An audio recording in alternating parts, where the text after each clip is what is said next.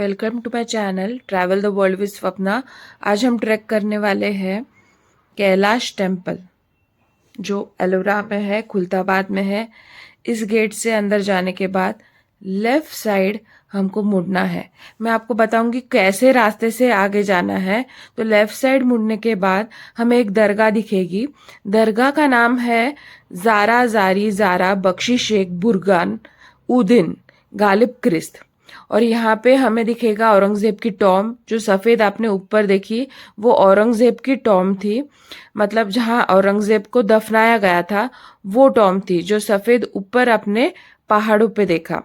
तो वो औरंगजेब की टॉम ऐसे बनाई गई है कि जस्ट उसके सामने उनका जो मुगल एम्परर का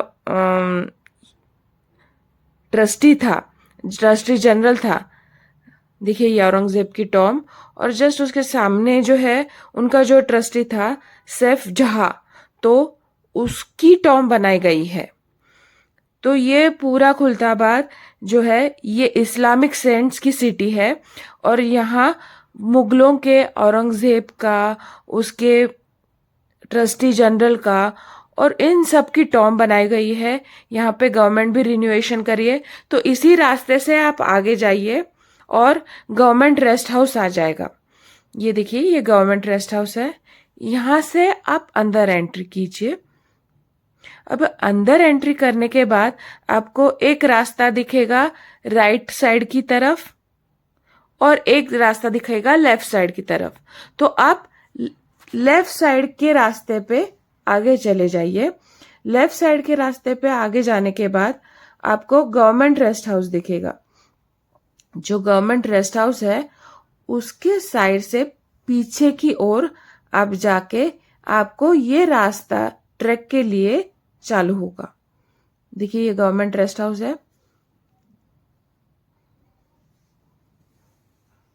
यहाँ पे एक व्यू पॉइंट भी है, यहाँ से आप पूरी वैली देख सकते हो, नीचे खुलताबाद वैली। और ये साइड से रास्ता जाने के बाद देखिए ये रेस्ट हाउस के पिछला साइड है।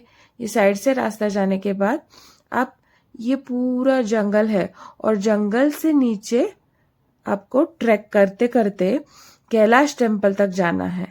ये बहुत ही खूबसूरत रास्ता है। बीच में आपको छोटे छोटे झरने दिखाई देंगे और पूरा जंगल ट्रैक रहेगा ये।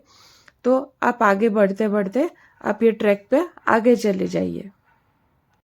रास्ते में आपको छोटे छोटे देखिए पानी के झरने दिखाई दे रहे हैं और कहीं पे पिकॉक भी दिखाई देते हैं। ये देखिए छोटे छोटे झरने, आपको आवाज़ तो आती होगी। तो ये छोटे छोटे झरने भी है रास्ते में और कोई कोई छोटे एनिमल्स भी कभी कभी दिख जाते हैं। ये देखिए छोटे झरने। और आगे चलते चलते चलते बीच में आपको एक भगवान की जगह भी दिखाई देगी। वैसे तो हम एलोरा को आगे से भी जा सकते हैं, पर अगर ट्रैकिंग का शौक हो तो ट्रैक के लिए ये स्पेशल रास्ता बनाया है। तो आप इस रास्ते से जा सकते हैं। बहुत सुहाना रास्ता है। और यहाँ से जाने के बाद आपको जो व्यू दिखता है वो ऊपर की साइड एरियल व्यू जो है लेने का, मतलब कैलाश टेम्पल का जो एरियल व्यू है वो दिखता है।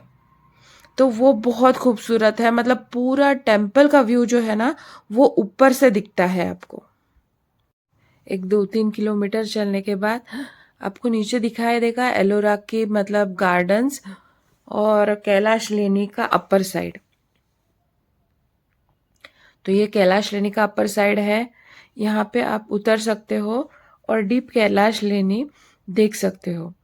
अभी हम एक गाइड लेने वाले हैं जो आपको इस कैलाश लेनी का महत्व बताएंगे, इसका कंस्ट्रक्शन पैटर्न बताएंगे। यहाँ पे जो किंग था वो कहाँ से आया था, उसने ये क्यों कंस्ट्रक्ट किया, ये कैलाश लेनी ऊपर से नीचे तक एक पत्थर में कैसी बनाई गई, ये पूरा इसका महत्व आपको बताएंगे। यही एक ऐसी केस है जिसको ऊपर से कट करके नीचे लाया, इसको बनाया चैरिट, रथ होता ना, रथ बनाया। देखो शांत बस। और रथ को नीचे क्या होते हैं, व्हील। लेकिन आप इसको देखना नीचे लॉइन एलिफेंट ये ज़्यादा पावरफुल एनिमल होते हैं ना, इसके लिए नीचे उनको रखा। अंदर में आप जैसे एंट्री करेंगे तो आपको सब में पहले स्टैचू देखने मिलेगा 7th AD में। हाँ, ये 200 साल बोले तो 900 सेंचुरी तक चला ही। इसके लिए अलग से 200 साल भी रखा होगा। ये पूरा बनाने में 600 साल। 7 AD में नहीं चला, 7 ऐसे चला ना पूरा, ये 100 साल पूरा 200 साल लगा ऐसा बताया। 10 पीढ़ी लग गया। एक पीढ़ी को 20 साल ही काम करने देते, एक इंजीनियर को सिर्फ 20 साल ही काम करने देते थे कि उसका माइंड और उसका बॉडी ये मेंटेन में रहे। तो इसके लिए 10 जनरेशन लग गया ना इतना। आप ये केस को देखेंगे तो ये रथ बनाया, और रथ ऐसे जो तो आप अंदर पहले एंट्री करेंगे ना तो सब में पहले आपको स्टैचू देखने मिलेंगे गणेश। हिंदू कल्चर में सब में फर्स्ट प्रथा गणेश से स्टार्ट होता, इसके लिए उनको दिखाया। फिर दो ये द्वारपाल आपको सिक्योरिटी की तरह अंदर आने के लिए वेलकम कर रहे हैं। उनके बीच में गजलक्ष्मी, जैसे आपने उधर देखा वैसे बड़े गजलक्ष्मी है। लेफ्ट से और राइट से देखना तो बड़े बड़े एलिफेंट है। फिर वो एलिफेंट के पीछे वो जो वॉल के अंदर जो ऐसी कटिंग जगह है उसमें सब में नीचे वाले वो जो लकड़ी वाले में जाना, गंगा जमुना सरस्वती का संगम है वहाँ पर। और दोनों साइड से जो 20 रुपए के नोट पे आप देखते स्तंभ, कार्तिक स्तंभ, अशोक स्तंभ बोलते हैं इसको, न्यू नोट है ना 20 का, उसके ऊपर है देखो ये लेफ्ट से और राइट से 2 स्तंभ है देखो। तो ये जो स्तंभ है ये देखो, ये पूरा माउंटेन है। इसको एक पत्थर में इस केस को बनाया, लेकिन ये 2 पिलर देखो उससे हट के किया, और इसका पूरा मटेरियल कट करके इसको अलग से किया। लेकिन ये इंजीनियर अलग अलग थे, एक इंजीनियर ने 2 पिलर नहीं बनाया, लेकिन आप इसके जो कार्विंग देख रहे उन्होंने भी सेम वैसा ही किया। अमेजिंग बात है कि बार बार इधर आके उधर तो नहीं जाते होंगे वो, लेकिन ये ऐसे जो बड़े बड़े पेड़ों के जो पत्ते आते थे उस पर वो रफ करके उसको रफ करते थे, ऐसे टेक्नोलॉजी लगाते थे। आप वो पिलर से ऐसे स्तंभ से उधर से स्टार्ट करना देखने के लिए, तो आप ऐसे नीचे से आगे आना, उधर से ऐसे एक वॉल के ऊपर देखना महाभारत है। फिर आप ऐसे पूरा महाभारत को नीचे से चैरिट को देख के पीछे जाना। आप उधर अगर अंदर जाएंगे तो शिव पुराण है, इधर जाएंगे तो विष्णु पुराण है। फिर आप ऐसे आगे आएंगे तो यहाँ पे रावण कैलाश पर्वत और हिला रहा, और वो रावण रथ के ऊपर सीता का हरण कर रहा। वहाँ पे कोई सैनिक होता नहीं है, वहाँ जटायु होता है, वो जटायु उसको पकड़ रहा, वो दिखाया। फिर आप ऐसे नीचे से यहाँ पे आना, ये रामायण है। ये जो लंबी जो लाइनें देख रहे हैं आप, 7-8 लाइनों में एक रामायण का एक एपिसोड दिखाया। रामायण तो बहुत बड़ा था, लेकिन उसका एक एपिसोड है। उधर से महाभारत है, ये आप ऐसे आएंगे रामायण है। ये रामायण को देख के आप ऊपर जाना, ऊपर जाने के बाद शूज उतार के आप अंदर जाना। बड़ा शिव जी का शिवलिंग है, वो शिवलिंग का नाम कैलाश है करके, ये केवस का नाम कैलाश है। और हिमालय सभी लोग कैलाश जा नहीं सकते करके उसको नाम दिया कैलाश। तो ये जो आप देख रहे, तो इसको ऐसे बनाया। आप ऊपर देखो, इनको 2 लाइन है, इनके बीच में एक लोटस है। ये 4 लाइन खड़े हैं देखो, 1 2 3 4। उनके पैर के नीचे देखो एक बड़ा सा कमल है। ये गैलरी पे देखो एक छोटा सा कमल है, ये देख रहे हैं आप। ऐसा ही एक गैलरी उधर से, उसके ऊपर भी एक छोटा सा कमल है। यहाँ से आप एंटर हो रहे, शिवलिंग पे जा रहे, तो ये कमल से आपका वेलकम हो रहा। फिर आप शिवलिंग पे गए तो बड़े कमल से आपका वेलकम हो रहा। फिर ये गैलरी में आएंगे तो ये छोटे कमल से आपका वेलकम हो रहा। ऐसे दिखाया। ये केस को चैरिट बनाया, रथ बनाया। रथ में जैसे राजा जाते वैसे शिव जी को जाते हुए दिखाया। वो राजा बैठे हैं, उनके आगे ये 4 बॉडीगार्ड खड़े हैं। ये चारों भी जो लाइन आप देख रहे, ये राजा के आगे बॉडीगार्ड का काम कर रहे हैं। एक ईस्ट में दिख रहा है, एक वेस्ट में दिख रहा है, एक नॉर्थ में दिख रहा है, एक साउथ में दिख रहा, और राजा आगे चढ़ रहा। ये केस को नरेश दंती दुर्ग स्टार्ट किया बनाने का श्रेय कृष्ण प्रथम देवराया को गया। तो वो साउथ से, विजयनगर से थे, कर्नाटक से थे। इसके लिए ये मंदिर आप देखो जैसे कर्नाटक में होते वैसे बनाया, और उनके राजा ने बनाया। इसके लिए उन्होंने उनका सिंबल लगाया गोपुरम, क्योंकि एक राजा का राज ये अफगानिस्तान तक चलता था, तो बीच में भी उनका ही राज था। इसके लिए उन्होंने उनका सिंबल लगाया गोपुरम। ये तीनों तरफ से आप देखो ना, ऊंचे ऊंचे सिंबल है ना, ये कर्नाटक का सिंबल है। ये केस के ऊपर ऐसा ऐसा कार्विंग, ऐसे ऐसे स्टैचू बनाया कि आपको ऐसा लगेगा कोई चिटका दिया इसको। देख रहे आप, हैंड वर्क है। लेकिन ये जितना भी आप देख रहे, एक स्टोन से दूसरे स्टोन को कटिंग किया। उस टाइम में कोई लोहा वगैरह नहीं होता था। अमेजिंग बात है कि उस टाइम में ये पत्थर इतना सॉफ्ट कैसा होता था। उनका इतना क्या टेक्नोलॉजी होता था कि ये मस्के के जैसा बन के उसको रफ करते थे वो। जैसे ऊपर वाली पीढ़ी ने वैसे किया, ये पिलर बड़ा है उन्होंने छोटे बनाया, नीचे वाली पीढ़ी ने भी वैसे ही बनाया। सिर्फ इतना है कि उनके पास थोड़ा टेक्नोलॉजी ज़्यादा आ गया, उन्होंने उनसे ज़्यादा डेकोरेट किया, ऐसे किया। ये केस को आप देखेंगे तो ऊपर से कट करते हुए नीचे लाया, लेकिन आप नीचे से ऊपर देखो 5 स्टेप में बनाया। पहले स्टेप को बोलते सभा मंडप। जैसे आप किसी विवाह में मैरिज में आते तो आपको कैसे एक डेकोरेट किया हुआ मंडप मिलता, इसको बोलते सभा मंडप। दूसरे को बोलते नंदी मंडप। शिव का वाहन था ना नंदी, उनके साथ में रहता था, अंदर नंदी है। तीसरे को बोलते वेलकम मंडप, यहाँ से आप वेलकम हो रहे। ये दोनों से ज़्यादा इसको डेकोरेट ज़्यादा किया, और वो सामने जो लोग हैं वो भजन कीर्तन करके आपको वेलकम कर रहे, अंदर बुला रहे।